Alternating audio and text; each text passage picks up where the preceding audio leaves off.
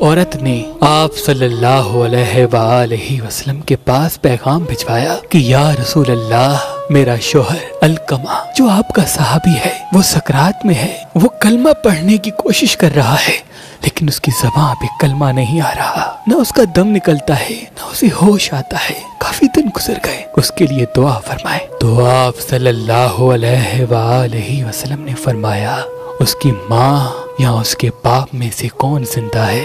پیغام آیا اس کی ماں زندہ ہے۔ آپ صلی اللہ علیہ وآلہ وسلم نے کہا اس کی ماں کو کہو کہ میرے پاس آئے۔ جیسے ہی اس عورت کو یہ پتا چلا کہ اللہ کے رسول نے اسے یاد کیا ہے، وہ بوڑھی ماں دوڑتی آپ صلی اللہ علیہ وآلہ وسلم کی خدمت میں آ پہنچی، دست ادب کو جوڑ کے عرض کرنے لگی، یا رسول اللہ، آپ نے مجھے یاد کیا؟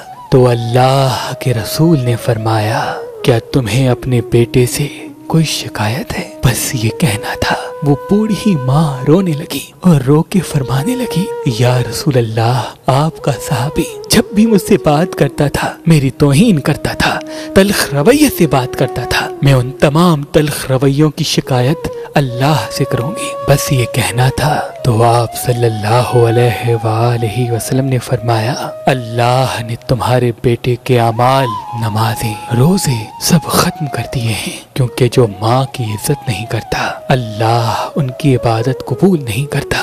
اور اے القمہ کی ماں، اگر تم چاہتی ہو کہ اللہ جنت میں اسے عظیم مقام عطا کرے تو تم اسے معاف کرو۔ اس ماں نے کہا، یا رسول اللہ، جس بیٹے نے مجھے ذلیل کر کے گھر سے نکال دیا میں اسے معاف کروں؟ اس کا حساب اللہ کرے گا۔ بس تو اللہ کے رسول نے فرمایا، بلال جاؤ لکڑیاں جمع کرو اور اس ماں کے نافرمان کو جلا دو۔ تو اس بوڑھی ماں نے دست ادب کو جوڑ کے عرض کیا، یا رسول اللہ، میرے بچے کو جلاؤ نہیں۔ تو اللہ کے محبوب نے کہا، یہ دنیا کی آگ تو کچھ نہیں، اس سے 70 گنا زیادہ عذاب دینے والی آگ تو دوزخ کی ہے جس میں تیرا بیٹا چلے گا اگر تم نے اسے معاف نہیں کیا۔ وہ رو رو کے کہنے لگی، یا رسول اللہ، میں نے اپنی بیٹی کو معاف کیا، بس اس ماں کا معاف کرنا تھا۔ تو ادھر اللہ کے رسول کے صحابی کے لبوں پہ لا الہ الا اللہ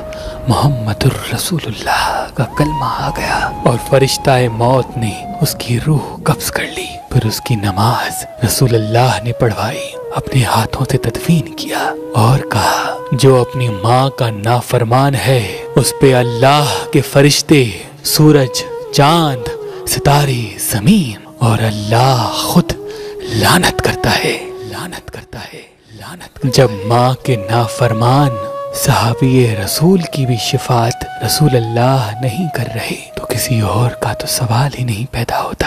سلام ہو اس ماں پر جو اپنی جوانی قربان کر کے اپنے اولاد کی فکر کرتی ہے، اس کی اچھی پرورش کرتی ہے۔